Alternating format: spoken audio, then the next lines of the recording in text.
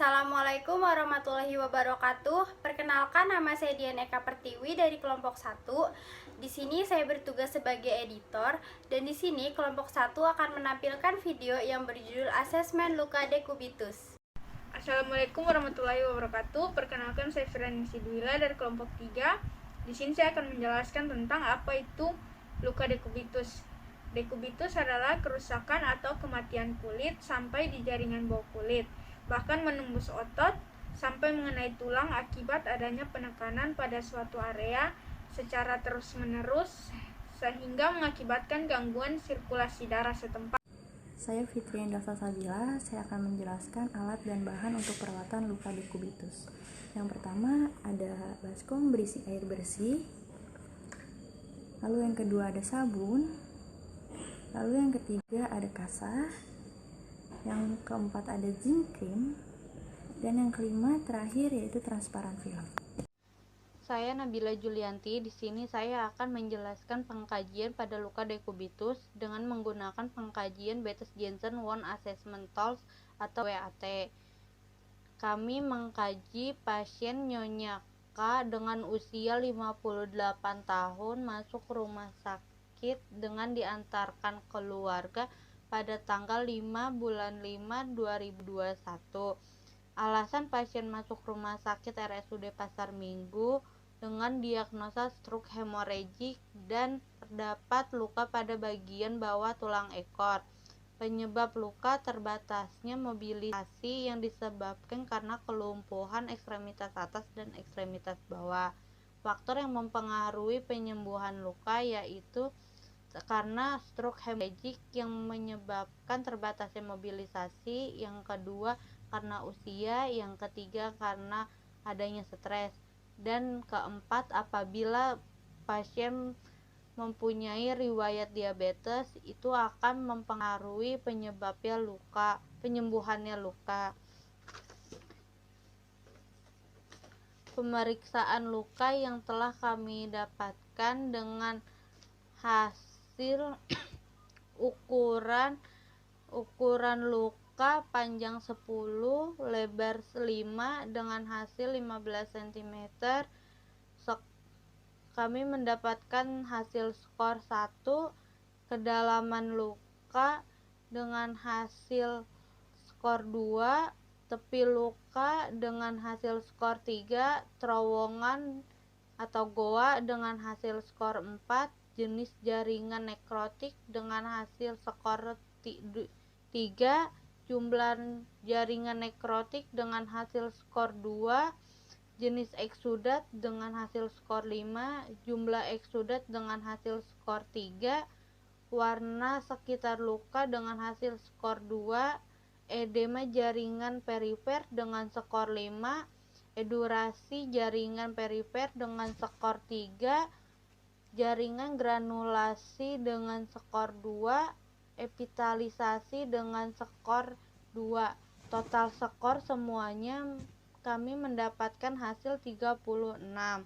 Setelah dibagi dengan rumus 12 dikali 36 dibagi 55, kami mendapatkan hasil 7,85 sekian, dan kami bulatkan menjadi 8, yaitu penyembuhan akan sekitar 8 minggu.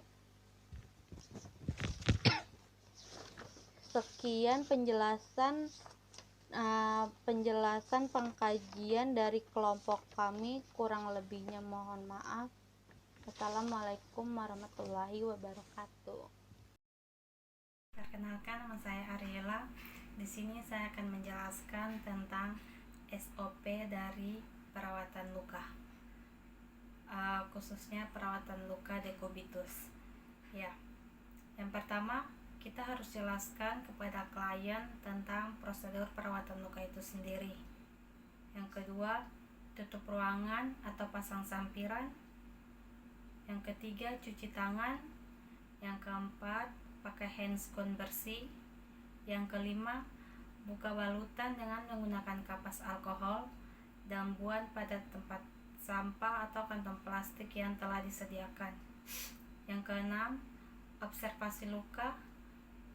ukur panjang, lebar, dan kedalaman luka dengan menggunakan penggaris milimeter disposable.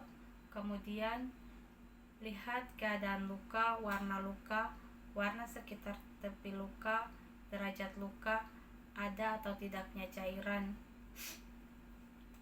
Yang berikut, buka set steril, kemudian mengambil kasa yang digulungkan ke ujung pinset sirugi, kemudian tangan yang satu memegang pinset anatomi. Kemudian bersihkan luka dengan menggunakan kasa steril yang telah diberi NaCl 0,9% dengan cara melingkar dari dalam keluar sambil memencet luka untuk mengeluarkan eksudat atau nanah. Kemudian kasa hanya dipakai 1 kali dan diganti lagi. Ulangi pembersihan sampai semua luka bersih dan cairan eksudat atau nanah itu keluar.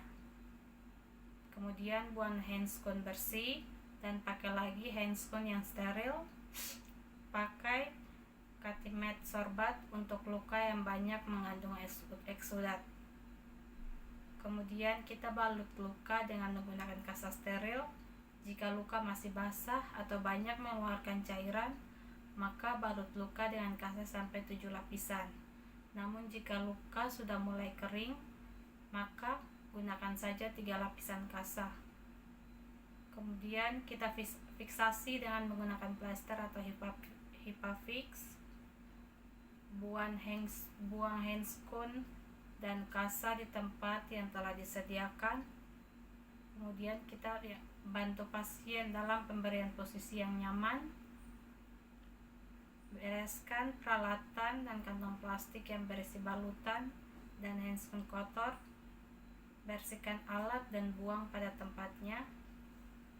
Kita cuci tangan. Yang terakhir, laporkan adanya perubahan pada luka kepada perawat yang bertanggung jawab. Catat penggantian balutan. Kaji keadaan luka dari respon pasien tersebut. Kemudian kita melakukan dokumentasi. Ya, sekian dari SOP untuk perawatan luka dekubitus. Assalamualaikum warahmatullahi wabarakatuh. Saya Livia Dinda Fortuna sebagai perawat 1. Saya Siva Fauji Marwa sebagai pasien. Saya Dara Syifa Aulia sebagai keluarga pasien. Saya Alivia Azara sebagai keluarga pasien. Saya Anissa Deriliani sebagai perawat 2. Assalamualaikum. Waalaikumsalam. Selamat pagi, Bu.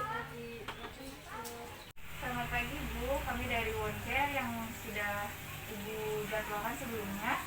Bagaimana keadaan Ibu Kartini hari ini? Jadi gini, Bu, Ibu Kartini itu kan lumpuh kakinya, jadi nggak bisa banyak gerak dan terdapat luka di tulang ekornya.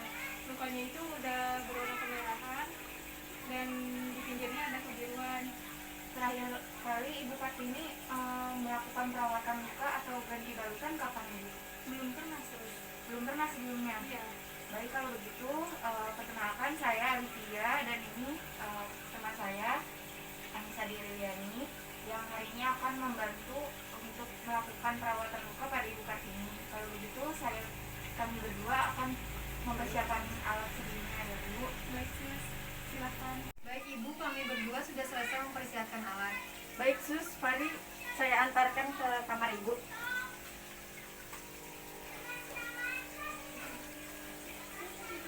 Selamat pagi, Bu. Perkenalkan, kami dari Wonker yang kali ini akan melakukan perawatan luka pada luka Ibu.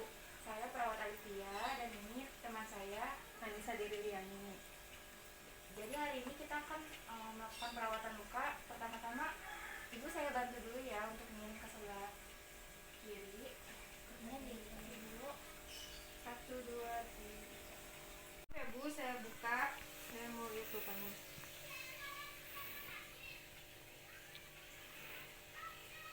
Lukanya saya ukur ya, Bu. Ibu sebelumnya ada riwayat penyakit apa? Oh iya, Ibu tuh punya riwayat penyakit hipertensi sama stroke. Udah berapa lama, Bu? 1 tahun yang lalu.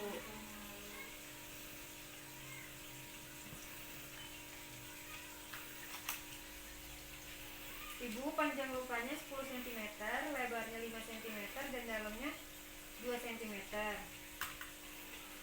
Ibu, saya mulai ya perawatan lukanya. Pertama, dibersihkan menggunakan air.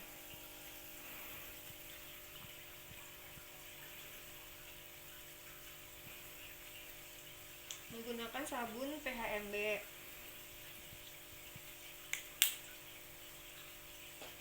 Setelah itu dikeringkan menggunakan kasa.